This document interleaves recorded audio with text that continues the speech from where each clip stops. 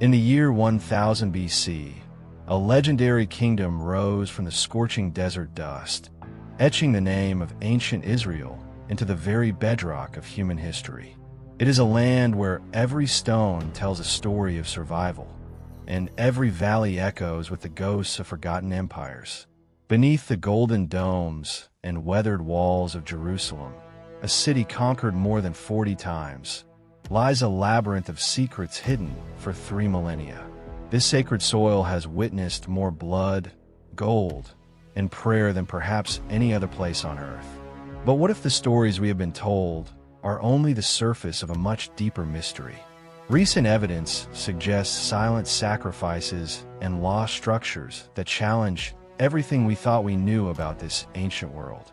From the heights of a fortress where 1,000 souls chose death over chains, to the haunting depths of a sea where life itself cannot exist, the truth is far more intriguing than the legend.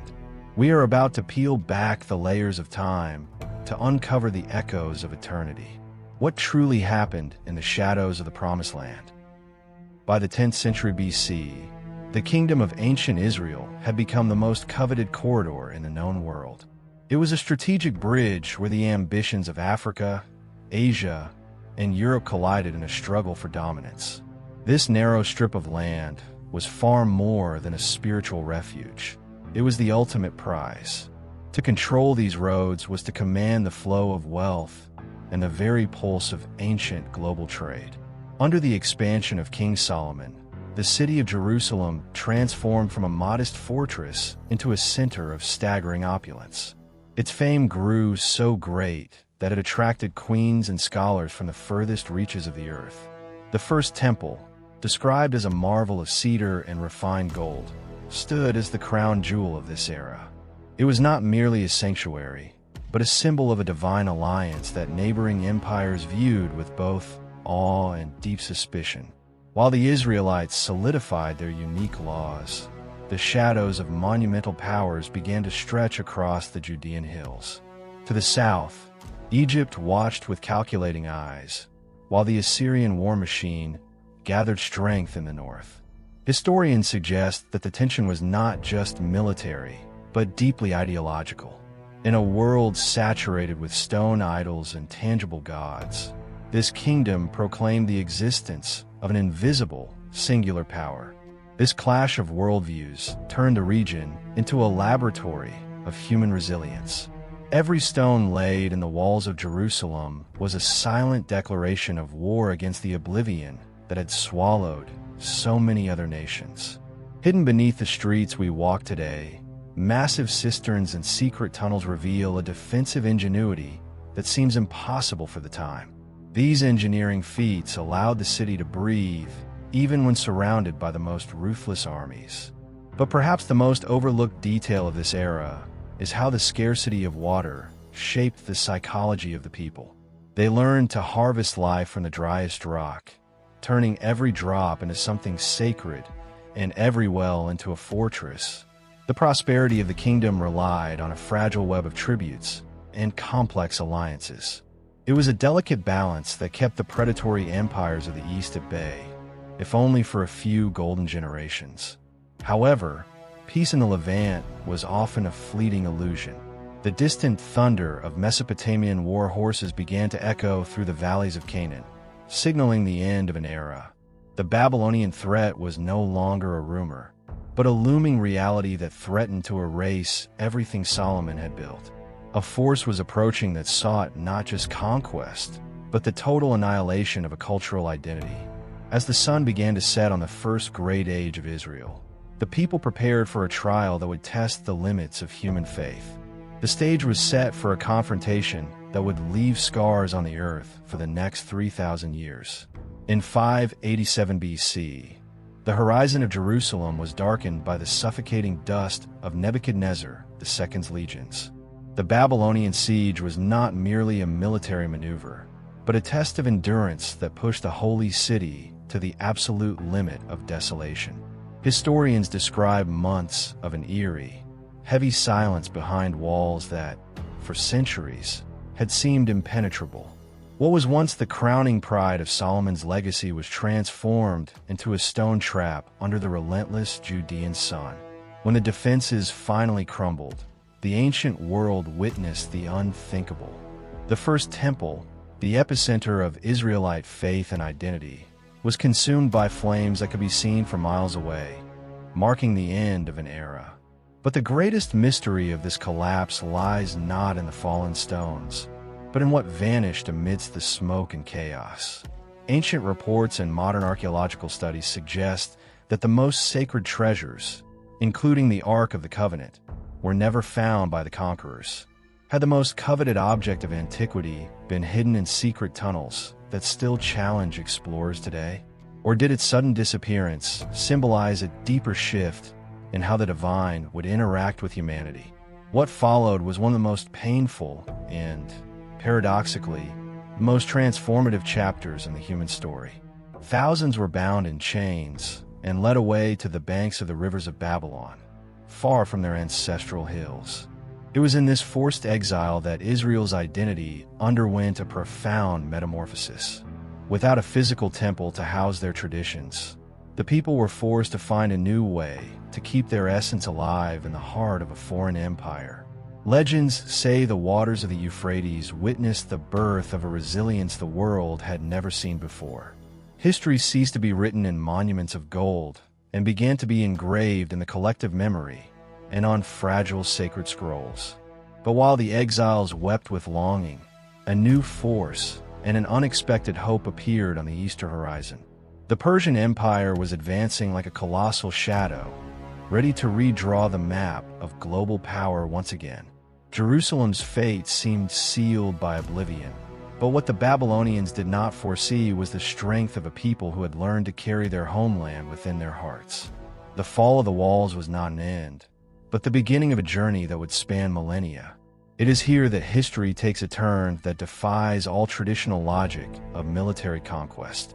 Where other nations disappeared under the weight of defeat, this group prepared a return that would eventually change the course of Western civilization forever.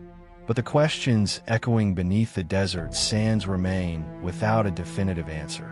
What really happened in the hidden chambers of the temple moments before the final fire took hold? And why, even after total destruction, did the soil of Jerusalem continue to exert a magnetism that would attract conquerors for all the centuries to follow? The secret, it seems, remains hidden in the layers of dust that still hold the whispers of the ancestors. In the year 538 BC, the impossible happened. Cyrus the Great, Emperor of Persia, issued a decree that would echo through eternity, allowing the exiles to finally return home. But what they found upon crossing the Judean hills was no scene of glory. It was a graveyard of stones, blackened by Babylonian fire. The challenge now was not just to rebuild walls, but to resurrect a soul the world believed was shattered forever. The Second Temple began as a humble structure, a pale shadow of Solomon's former magnificence. Yet, centuries later, the ambitious Herod would transform this sanctuary into one of the greatest engineering marvels of the ancient world. Modern archaeological studies reveal that Herod moved stone blocks weighing hundreds of tons, a feat that still baffles experts today. Jerusalem began to shine once more, but a new shadow, even more ruthless, was already stretching from the west. Rome did not merely seek tribute, it demanded total submission. In the year 70 AD, the City of Peace faced its bloodiest climax as the legions of Titus surrounded the walls for the final time, and history seemed destined to repeat its darkest hour. Accounts from that era describe a scene of absolute despair, where the very gold of the temple melted in the heat and flowed into the cracks of the stones. The destruction was so total that many believe the nation's name would be erased from the map of the world forever. But this is where archaeological curiosity becomes almost mystical. Beneath what remains of the temple platform, recent excavations have uncovered a labyrinth of tunnels, secret chambers that the Roman soldiers never managed to reach. What few realize is that, even after 40 recorded destructions, the heart of the city never truly stopped beating. Every time a stone was cast down, a new layer of history was sealed, protecting mysteries that modern science is only beginning to touch. Today, what we see above ground is only a tiny fraction of the enigma. Research suggests that the answers to the final fate of lost sacred relics may lie in chambers hermetically sealed by the weight of centuries, waiting for the right moment to be revealed.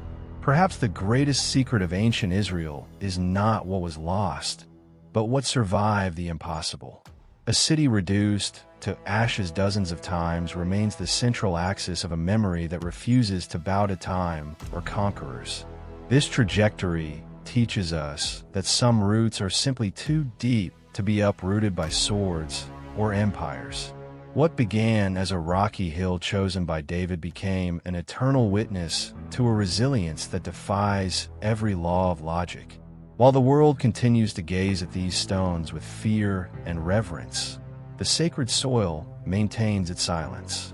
In the end, this story is not about a conclusion, but about a continuity that refuses to succumb to oblivion.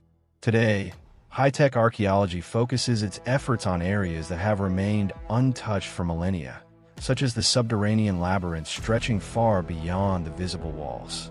Ground-penetrating radar suggests structural anomalies beneath the city of David, indicating the existence of pre-Babylonian chambers that remain hermetically sealed. What these hidden spaces protect could be the key to understanding how a small mountain kingdom exerted such immense influence over the superpowers of Mesopotamia and Egypt. Modern historians debate whether the true wealth of Israel was not just Solomon's gold, but administrative and architectural knowledge centuries ahead of its time. Every bronze coin recovered from the soil and every clay royal seal tells the story of a resistance that was not merely physical, but bureaucratic and cultural. Jerusalem functions as a stone hard drive, where each layer of destruction curiously served to preserve exactly what lay directly beneath it.